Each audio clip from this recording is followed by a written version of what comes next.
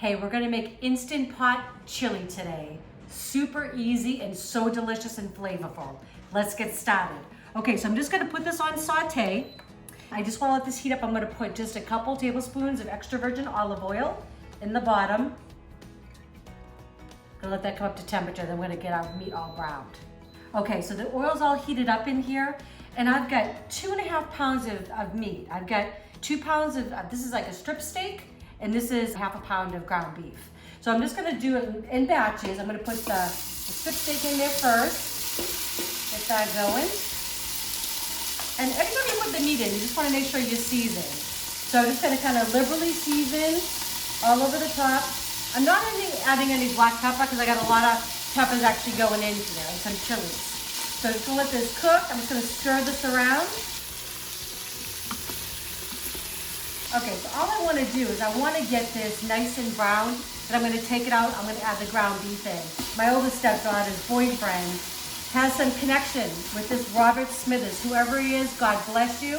He gifted us all this meat. Humanely raised, all of that. We live in Texas, so we have a lot of beef available to us, and what a blessing that was. So he gave us all kinds of ribeyes and ground burger and some fillets and all kinds of great stuff. So we are been really enjoying all of that. All right, so we'll just go for a few more minutes, nice and brown. We'll get the burger in. Okay, so the ground beef is all browned up. I'm just gonna add in my onion. No need to take it out.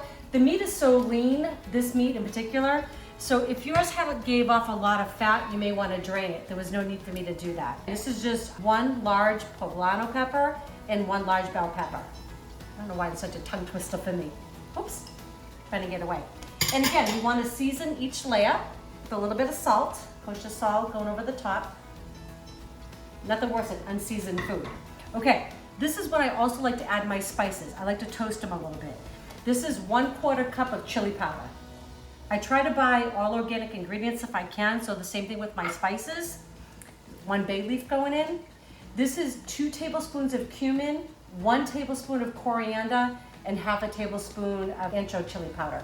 This is like gives you heat, but it also has like a little fruity flavor. It's delicious. All going in.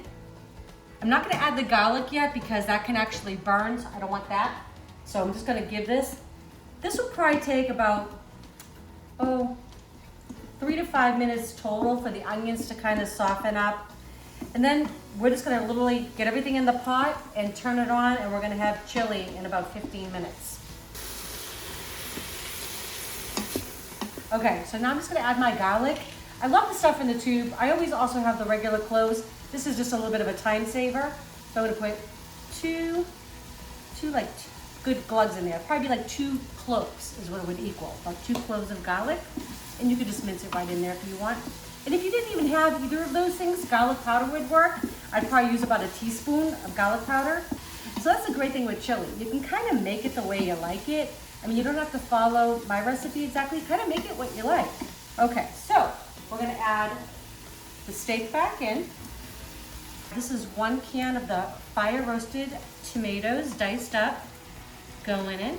Gonna put in 1 bottle of Guinness. Always makes me think of our friend Nate. Cheers, buddy. Going in. He loves Guinness. And this will just give it like a really nice, rich depth of flavor. Gonna give this a stir.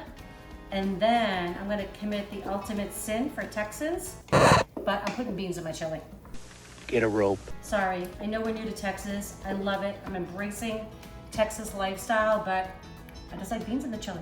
Okay, so we're just gonna add the beans. This is 2 cups of pinto beans that are rinsed, drained and rinsed. Gonna give it 1 more stir, get everything combined.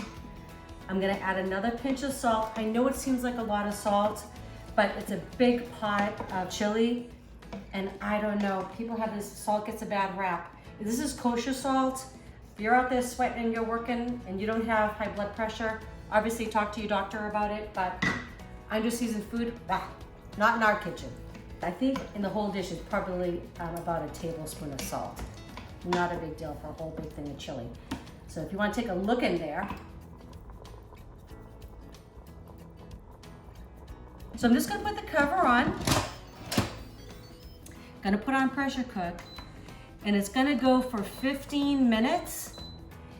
And then I'm gonna let it, when it goes off, I'm gonna let it naturally release for 10 minutes, and then we're gonna have chili. So in the meantime, I'm gonna get my toppings ready. Okay, so the chili has been cooking for 15 minutes, and then I just let it naturally release for 10. I'm just gonna give it a quick release now, get all that steam out of there.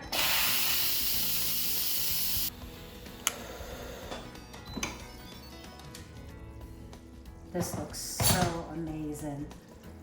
All right, you gotta get a look in here. All right, so we're just gonna get this plated up and we're gonna eat.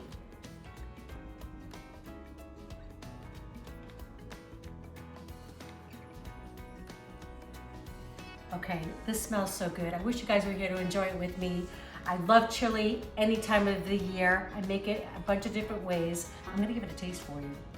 All right, so I'm gonna go ahead and get some of the tomatoes, some of the meat, a little sour cream.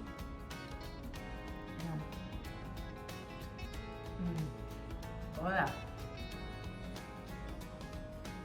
That is so good. It's not too hot, but you get all the flavors of those chilies, the chili powder, the ancho chili, those poblanos, the bell pepper, delicious. You saw how easy it was to make. I hope you enjoy the recipe. If you do, share it with a friend, subscribe, and click that notification, that bell, so you get our next videos. All right, love y'all.